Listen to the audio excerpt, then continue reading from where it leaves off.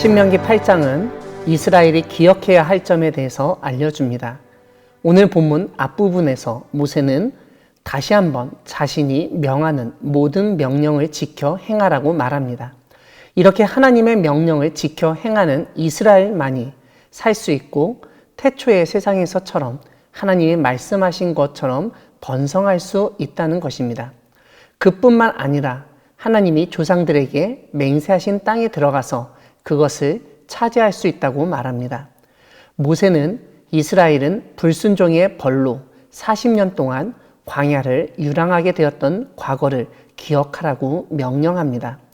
무엇보다 모세는 광야에서 하나님이 하신 일의 목적을 알리는데 하나님은 이스라엘을 낮추시고 시험하셔서 마음이 어떠한지 그 명령을 지키는지 지키지 않는지 알려고 하셨다는 것입니다.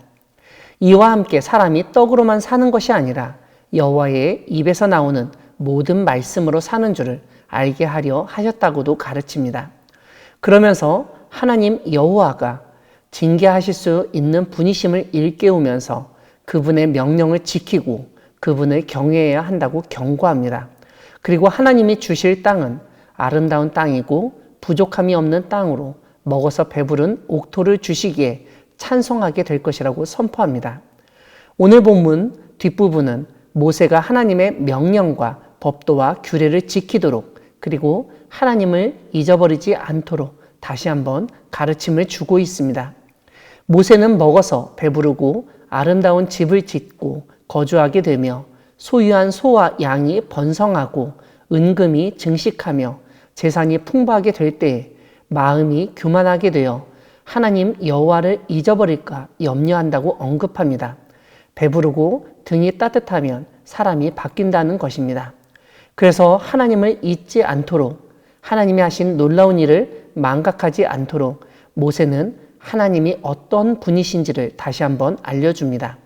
제일 먼저 하나님은 이스라엘을 애굽 땅 종 되었던 집에서 이끌어내신 분이시라고 가르칩니다. 두 번째로 하나님은 광대하고 위험한 광야, 물이 없는 땅을 지나게 하시며 반석에서 물을 내시고 조상들이 알지도 못하던 만나를 광야에서 먹이신 분이시라고 알립니다. 하나님은 구름 기둥과 불 기둥으로 이스라엘을 보호하시고 인도하시며 만나와 메추라기, 물을 주심으로써 지난 40년 동안 광야 생활을 할 수 있도록 도와주신 분이셨습니다. 이렇게 먹을 것을 주시고 보호하신 하나님을 이제 좀 살만해졌다고 해서 잊어서는 안 된다고 모세는 강조합니다. 하지만 모세는 광야 생활이 이스라엘을 낮추고 시험하는 것만이 목적이 아니라 최종 목적은 하나님이 복을 주시기 위함이었다고 알립니다. 하나님의 복이란 오늘 본문에서 언급된 배불리 먹을 수 있는 것, 아름다운 집에서 가족과 평안히 사는 것, 소유가 늘어나고 풍요로운 삶을 사는 것입니다. 다만 모세는 그때 교만하여지고 하나님을 잊어버리면 안 된다고 경고하면서 하나님은 조상들과의 언약을 이루려고 하셨다는 점, 그렇게 신실하신 분이시니 너희도 하나님에게 신실해야 한다고 가르칩니다. 만약 하나님을 잊어버리고 다른 신들을 따라 그 신들을 섬기며 절하면 이스라엘은 반드시 멸망할 것이라고 경고합니다.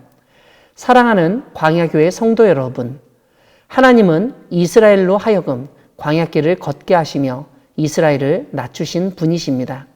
우리가 잘 아는 것처럼 이스라엘이 출애굽할 당시에 이스라엘의 애굽에서의 신분은 종이고 노예였습니다.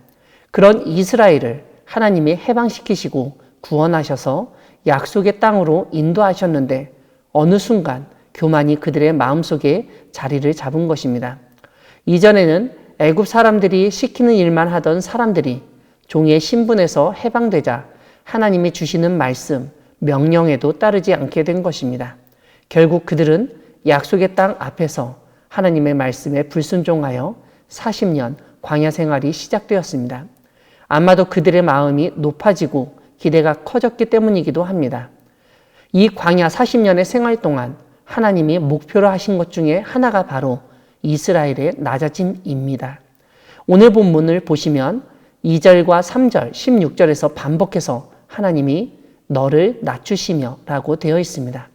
하나님이 이스라엘을 낮추신 것은 그냥 단순히 먹고 사는 문제를 넘어서는 것을 원하셨기 때문인 것을 알게 됩니다.